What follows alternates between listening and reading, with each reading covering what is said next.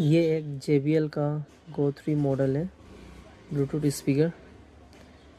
इसमें कस्टमर ये प्रॉब्लम बोल रहा है कि इसमें ब्लूटूथ कनेक्शन वगैरह सब कुछ हो रहा है मोबाइल से, बस साउंड नहीं आ रही है।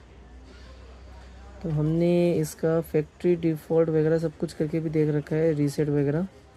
रीसेट करने के लिए इसका आपका volume up plus Bluetooth button दोनों प्रेस एंड होल्ड करना है 10 सेकंड के लिए। उसके बाद ये रीसेट ऑटोमेटिकली हो जाएगी। उसके बाद आप ट्राई कर सकते हो, किसी किसी में हो भी जाती है, पर इसमें हमने वो सब कुछ ट्राई कर लिया है।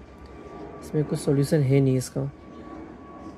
तो मेनली इसमें यही प्रॉब्लम है, मुझे जहाँ तक लग रहा है कि इसमें हार्डवेयर इशू होगी।